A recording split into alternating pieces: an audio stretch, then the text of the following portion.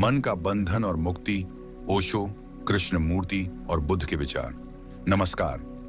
आज हम एक ऐसे विषय पर बात करने जा रहे हैं जो मानव जीवन के बिल्कुल केंद्र में है, हमारा मन। यह वही मन है जो हमें सोचने, महसूस करने, सपने देखने और अनुभव करने की शक्ति देता है। यही मन हमें कला और विज्ञान की ऊंचाइयों तक ले जाता है और यही मन हमें प्रेम और करुणा के गहरे अनुभव कराता है। लेकिन जानते हैं, अजीब बात यह है कि यही मन अक्सर हमारे दुखों, हमारी चिंताओं और हमारी सीमितताओं का मूल भी बन जाता है। यह हमें अतीत की यादों में उलझाए रखता है और भविष्य की आशंकाओं से डराता है। मन अपने आप में एक अद्भुत उपकरण है, एक यंत्र है, लेकिन जब यह हमारा स्वामी बन जाता है तो यह हमें अदृश्य बंधनों में झकझोर लेता है, हमें फंसा लेता है। सदियों से इंसान मन के इन बंधनों से मुक्ति की तलाश में रहा है। इस शाश्वत खोज में हमें कई महान शिक्षक और मार्गदर्शक मिले हैं। आज हम तीन ऐसे ही प्रकाश स्तंभों, भगवान बुद्ध, जय कृष्णमूर्ति और ओशो के विचारों को समझने की कोशिश करेंगे। इन तीनों ने अपने अपने समय और अलग अलग तरीकों से मन की प्रकृति, उसके बंधनों और उससे मुक्ति के मार्गों पर गहरा प्रकाश डाला है। यद्यपि उनकी शैलियां और पद्धतियां भिन्न थीं, उनके अंतर्ज्ञान और अंतिम लक्ष्य में एक गहरा सामंजस्य है। मन की मुक्ति जो हमें वास्तविक शांति और स्वतंत्रता की ओर ले जाती है। आइए एक एक करके इन तीनों के अनमोल विचारों की गहराई में उतरते हैं। बुद्ध का दृष्टिकोण, दुख, मन और अष्टांगिक मार्ग की शांति। बात आज से लगभग 2500 साल पहले की है। एक राजकुमार सिद्धार्थ गौतम, जिनका जन्म हुआ था, उन्होंने जीवन के गहरे दुखों को देखा। जन्म, बुढ़ापा, बीमारी और मृत्यु। इन दुखों ने उन्हें इतना विचलित किया कि उन्होंने इनके मूल कारण को खोजने का संकल्प लिया और अपनी इस खोज में उन्होंने पाया कि सभी दुख का मूल हमारे मन में ही छिपा है। बुद्ध ने हमें समझाया कि हमारा मन कोई स्थायी चीज नहीं है, ये तो लगातार बदलता रहता है। उन्होंने मन को 5 स्कंधों या कहें तो 5 समूहों में से एक माना, जो मिलकर हमारे अंदर स्व या मैं होने का भ्रम पैदा करते हैं। ये स्कंध हैं: रूप यानी हमारा शरीर, वेदना यानी हमारी भावनाएं, संज्ञा यानी हमारी पहचान, संस्कार यानी हमारी मानसिक प्रवृत्तियां और विज्ञान यानी हमारी चेतना। हमारा मन इन स्कंधों का एक जटिल नृत्य है, एक लगातार बदलती हुई धारा, और हम गलती से इस बदलते हुए संग्रह को एक स्थायी आत्म मान लेते हैं, एक ऐसी चीज जो हमेशा रहेगी। अब बात करते हैं मन के बंधन की। बुद्ध के अनुसार ये बंधन मुख्य रूप से तृष्णा यानी किसी चीज की तीव्र इच्छा या लालसा और अज्ञान से पैदा होते हैं। हम लगातार सुख देने वाली चीजों को पकड़ने की कोशिश करते हैं और दुखद चीजों से दूर भागना चाहते हैं। ये जो लगातार चाहना और ना चाहना है ना, यही हमारे मन को अशांत रखता है और अज्ञान की वजह से हम जीवन की अनित्यता को समझ नहीं पाते। हमें लगता है कि सब कुछ स्थायी है। हम लोगों से, चीजों से इतनी आसक्ति कर लेते हैं और जब वे बदलते हैं या चले जाते हैं तो हमें गहरा दुख होता है। हमारा मन लगातार अतीत की यादों में या भविष्य की योजनाओं में भटकता रहता है, वर्तमान से पूरी तरह कटकर। यही भटकन, यही आसक्ति और ये ही हमारी लालसाएं मन के असली बंधन हैं। लेकिन बुद्ध ने केवल दुख की पहचान नहीं की, उन्होंने इससे मुक्ति का मार्ग भी दिखाया।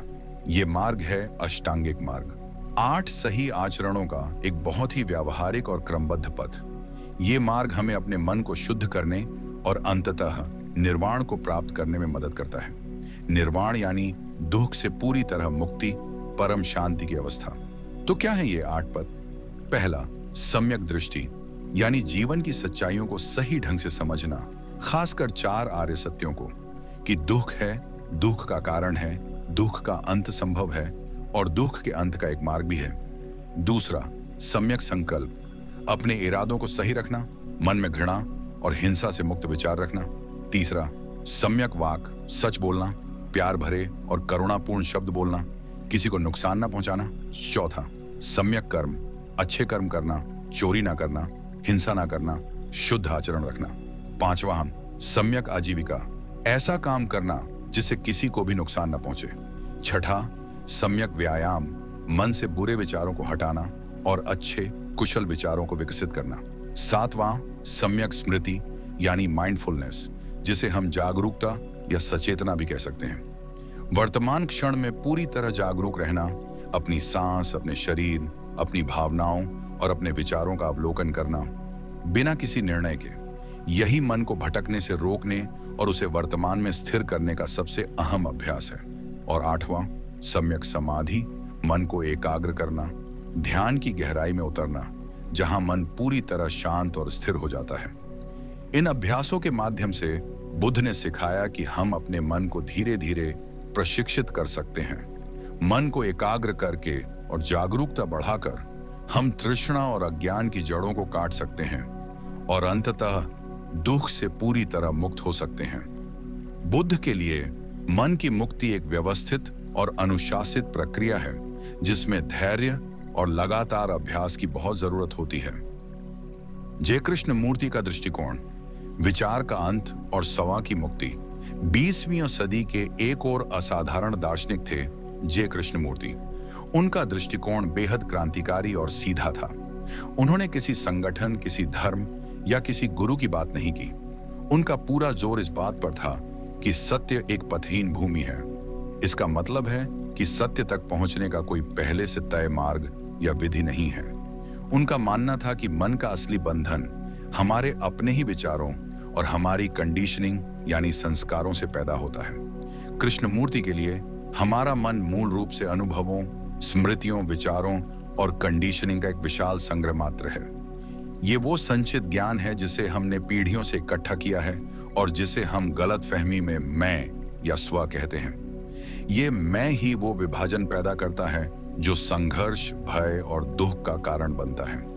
हमारा मन एक ऐसी मशीन है जो लगातार बकबक करती रहती है, जो लगातार अतीत का विश्लेषण करती है, भविष्य की योजनाएं बनाती है और वर्तमान को अपने हिसाब से एक फ्रेम में फिट करने की कोशिश करती है। मन का असली बंधन कृष्णमूर्ति के अनुसार विचार ही है। विचार ही समय को पैदा करता है, वो मनोवैज्ञानिक समय जिसमें हम अतीत और भविष्य में जीते हैं। विचार ही भय को पैदा करता है। क्या होगा अगर, ये एक विचार ही तो है। विचार ही तुलना, प्रतिस्पर्धा और संघर्ष को जन्म देता है। जब हम कहते हैं मैं क्रोधित हूं, तो क्रोध को जानने वाला ये मैं ही उस क्रोध को बनाए रखता है। कृष्णमूर्ति ने एक बहुत गहरी बात कही, अवलोकन करता ही अवलोकित है। The observer is the observed. इसका मतलब है कि जो मन किसी चीज का अवलोकन कर रहा है वो उस चीज से अलग नहीं है, वो स्वयं ही उस चीज का हिस्सा है। जब मन अपने विचारों से खुद को अलग मानने लगता है तभी भ्रम और संघर्ष पैदा होता है। अब बात करते हैं मन की मुक्ति की। कृष्णमूर्ति ने इसके लिए किसी विशेष विधि या अभ्यास की वकालत नहीं की। उनका कहना था कि कोई भी विधि, चाहे वो ध्यान की हो या किसी आध्यात्मिक अभ्यास की, वो तो मन द्वारा बनाई गई एक और कंडीशनिंग ही होगी। मुक्ति का मार्ग है तत्काल और विकल्पहीन जागरूकता, चॉइसलेस अवेयरनेस। इसका अर्थ क्या है? इसका अर्थ है अपने विचारों, भावनाओं और प्रतिक्रियाओं का बस अवलोकन करना, उन्हें देखना, बिना उन्हें अच्छा या बुरा कहे, बिना उन्हें बदलने की कोशिश किए। दूसरा, क्या है को पूरी तरह समझना। जो भी है उसे उसी रूप में स्वीकार करना और समझना, चाहे वो क्रोध हो, ईर्ष्या हो या भय हो। कृष्णमूर्ति कहते थे कि जब हम किसी चीज को पूरी तरह से गहराई से समझ लेते हैं तो वो अपने आप विलीन हो जाती है। तीसरा, विचार का अंत। जब हम विचार की प्रकृति और उसके बंधनों को पूरी तरह से समझ लेते हैं तो विचार का वो शोर अपने आप शांत हो जाता है। ये कोई जबरदस्ती नहीं होती, बल्कि ये गहरी समझ से आता है। और आखिर में स्वो का विघटन। जब मैं या स्वास की वो भ्रांति टूट जाती है जो कि विचारों का एक संग्रह मात्र है, तब एक अप्रत्याशित स्वतंत्रता, असीमित प्रेम और गहन शांति का अनुभव होता है। कृष्णमूर्ति के लिए मन की मुक्ति कोई बौद्धिक समझ नहीं है, बल्कि एक जीवित, तत्काल अनुभव है। ये एक ऐसी स्थिति है जहां मन पूरी तरह से मौन होता है, जहां मैं का कोई अस्तित्व नहीं होता और जहां सत्य स्वयं को प्रकट करता है। ये किसी बाहरी गुरु या प्रणाली पर निर्भरता नहीं है, बल्कि अपनी आंतरिक क्षमता की सीधी और गहरी खोज है। ओशो का दृष्टिकोण उत्सव, साक्षी और नो माइंड की स्थिति। 20वीं सदी के एक और बेहद प्रभावशाली आध्यात्मिक गुरु थे ओशो, जिन्हें आचार्य रजनीश के नाम से भी जाना जाता है। ओशो ने मन को एक उपकरण के रूप में देखा, एक बहुत उपयोगी उपकरण, लेकिन जिसे अक्सर गलत तरीके से इस्तेमाल किया जाता है और जो हमारा स्वामी बन बैठता है। ओशो ने मन की बंधनों को बकबक यानी विचारों के निरंतर शोर और अहंकार के रूप में परिभाषित किया। ओशो के अनुसार हमारा मन लगातार विचारों, स्मृतियों, इच्छाओं और प्रतिक्रियाओं के शोर में डूबा रहता है। ये हमें वर्तमान से दूर रखता है और हमें हमेशा या तो अतीत में ले जाता है या भविष्य में धकेलता है। ये मन ही है जो हमारे भीतर अहंकार का निर्माण करता है, एक झूठा केंद्र, एक पहचान जो समाज, शिक्षा और अनुभवों द्वारा घड़ी गई है। ये अहंकार ही हमें दूसरों से अलग महसूस कराता है और सभी तरह के संघर्षों और दुखों का मूल है। मन का बंधन ओशो के लिए ये निरंतर मानसिक बकबक और अहंकार की मजबूत पकड़ ही है। हम इस बकबक के इतने आदी हो जाते हैं कि इसे अपनी असली पहचान मान लेते हैं। ये बंधन हमें जीवन के असली उत्सव और आनंद से वंचित करता है। हम भय, ईर्ष्या, क्रोध और लालसा में फंसे रहते हैं, जो सभी मन के ही खेल हैं। अब बात करते हैं मन की मुक्ति की। ओशो ने इसके लिए कई अनूठी और क्रांतिकारी ध्यान विधियां प्रस्तुत की। उनका मानना था कि आधुनिक मनुष्य का मन इतना दबा हुआ और अशांत है कि उसे सीधे मौन में ले जाना मुश्किल है। इसीलिए उन्होंने सक्रिय ध्यान विधियों की आवश्यकता पर बल दिया। जैसे उनकी डायनामिक मेडिटेशन एक तेज और गहन विधि है। इसमें सांस लेने, कैथारसिस यानी भावनाओं को बाहर निकालने, कूदने, हूम मंत्र का जाप करने और फिर अंत में मौन रहने के चरण होते हैं। इसका मुख्य उद्देश्य दबी हुई ऊर्जा को बाहर निकालना और मन के शोर को पूरी तरह शांत करना है। उनकी कुंडलिनी मेडिटेशन में हिलना डुलना, नाचना और फिर स्टिलनेस यानी स्थिरता में जाना शामिल है, जो हमारी आंतरिक ऊर्जा को जगाने और मन को शांत करने में मदद करता है।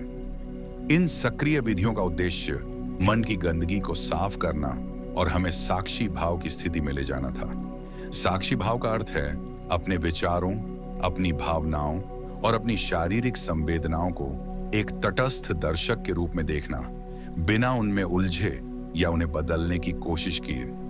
जब हम साक्षी बन जाते हैं तो हम मन से अपनी पहचान हटा लेते हैं। ओशो ने नो माइंड, ए मन की स्थिति की बात की, जो मन के पार की चेतना है। ये वो स्थिति है जहां विचार पूरी तरह शांत हो जाते हैं, अहंकार विलीन हो जाता है और व्यक्ति अपनी वास्तविक शुद्ध चेतना में स्थित हो जाता है। ये एक ऐसी अवस्था है जहां जीवन को उसके सभी आयामों में प्रेम, आनंद, उत्सव और स्वतंत्रता पूरी तरह से अनुभव किया जा सकता है। ओशो ने जोर देकर कहा कि जीवन एक उत्सव है और मन की मुक्ति हमें इस उत्सव में पूरी तरह से भाग लेने में सक्षम बनाती है। तुलना और निष्कर्ष, एक ही लक्ष्य, अलग अलग मार्ग। तो बुद्ध, कृष्ण मूर्ति और ओशो, ये तीनों महान शिक्षक हमारे मन की गहराइयों को उजागर करते हैं और उसे मुक्ति के मार्ग दिखाते हैं। इनकी शिक्षाओं में कुछ गहरी समानताएं हैं और कुछ महत्वपूर्ण अंतर भी हैं, जिन्हें समझना दिलचस्प है। सबसे पहले समानताओं की बात करें तो ये तीनों ही इस बात पर सहमत हैं कि हमारा मन अपनी अज्ञानता और कंडीशनिंग के कारण दुख और संघर्ष का प्राथमिक स्रोत है। तीनों ही वर्तमान क्षण में जागरूकता और अवलोकन पर बहुत जोर देते हैं। उनके लिए अपने मन को समझना और उसे सीधे देखना ही मुक्ति का पहला और सबसे जरूरी कदम है। ये तीनों ही अहंकार या स्व को एक निर्मित अवधारणा, एक भ्रम मानते हैं और इसे तोड़ना मुक्ति के लिए बहुत आवश्यक मानते हैं। और अंत में उनके लक्ष्य में भी समानता है। यद्यपि उनके शब्द अलग हो सकते हैं, जैसे बुद्ध के लिए निर्वाण, कृष्ण मूर्ति के लिए मन का मौन और ओशो के लिए नो माइंड, तीनों का अंतिम लक्ष्य पूर्ण स्वतंत्रता, परम शांति और सत्य की प्राप्ति ही है। अब अंतरों की बात करें तो सबसे बड़ा अंतर उनकी पद्धति या मार्ग में है। बुद्ध ने एक बहुत ही व्यवस्थित और अनुशासित अष्टांगिक मार्ग प्रदान किया, जिसे क्रमिक रूप से अभ्यास करना होता है। ये एक परिभाषित पथ है। कृष्णमूर्ति ने किसी भी विधि या गुरु को पूरी तरह से खारिज कर दिया। उनका जोर तत्काल, विकल्पहीन जागरूकता और किसी भी मध्यस्थ के बिना जो है उसका सीधा अवलोकन करने पर था। उनके लिए सत्य एक पथहीन भूमि है जिसका कोई बना बनाया रास्ता नहीं। वहीं ओशो ने आधुनिक मनुष्य के मन की जटिलता को समझा और विभिन्न सक्रिय ध्यान विधियों की पेशकश की जो हमारी दबी हुई ऊर्जा को मुक्त करने और हमें साक्षी भाव में लाने में मदद करती है। वह अक्सर ध्यान को एक उत्सवमय और आनंदपूर्ण अनुभव के रूप में देखते थे। उनकी भाषा और शैली में भी अंतर था। बुद्ध की शिक्षाएं अक्सर सूत्रों और कहानियों के माध्यम से व्यावहारिक और नैतिक शिक्षाएं देती हैं जो सरल और सीधी होती हैं। कृष्णमूर्ति की शैली बहुत सीधी, दार्शनिक और अक्सर सीधे चुनौती देने वाली थी जो श्रोता को स्वयं प्रश्न करने और भीतर झांकने के लिए प्रेरित करती थी। ओशो की भाषा अधिक अनौपचारिक, गतिशील और कभी-कभी उत्तेजक थी, जिसमें विनोद और कहानियां अक्सर शामिल होती थीं ताकि वे जन जन तक पहुंच सकें। तो निष्कर्ष क्या निकलता है? इन तीनों के दृष्टिकोण भिन्न हो सकते हैं, उनके मार्ग अलग अलग दिख सकते हैं, लेकिन वे सभी एक ही परम सत्य की ओर इशारा करते हैं। मन के बंधनों से मुक्ति संभव है और यह मुक्ति हमारे भीतर ही निहित है।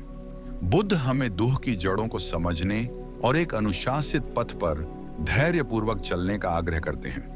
कृष्णमूर्ति हमें सिखाते हैं कि किसी भी बाहरी अधिकार या प्रणाली पर भरोसा न करें, बल्कि अपने ही मन का सीधा और तात्कालिक अवलोकन करें। और ओशो हमें जीवन को एक उत्सव के रूप में जीने, अपनी दबी हुई ऊर्जाओं को मुक्त करने और हर पल साक्षी भाव में रहने के लिए प्रेरित करते हैं। चाहे आप बुद्ध के शांत ध्यान को चुनें, कृष्णमूर्ति की निर्भीक आत्म जागरूकता को अपनाएं या ओशो की सक्रिय ऊर्जा का अनुभव करें, इन सभी मार्गों का उद्देश्य एक ही है, हमारे मन की सीमाओं को तोड़ना और अपनी वास्तविक असीमित चेतना को खोजना। ये यात्रा हमारे भीतर ही शुरू होती है, हमारे अपने मन को समझने से। और जब मन के ये अदृश्य बंधन टूटते हैं, तभी हम वास्तविक स्वतंत्रता, प्रेम और उस परम शांति का अनुभव कर पाते हैं जो हमारा स्वाभाविक स्वभाव है। अगर आप भी जीवन के ऐसे ही गहरे रहस्यों और मन के अनमोल दर्शन को समझना चाहते हैं, तो फिलोवाणी चैनल को सब्सक्राइब करना ना भूलें। यहाँ आपको ऐसे ही विचार और ज्ञानवर्धक चर्चाएं मिलती रहेंगी जो आपकी भीतर की यात्रा में एक साथी बनेंगी। धन्यवाद।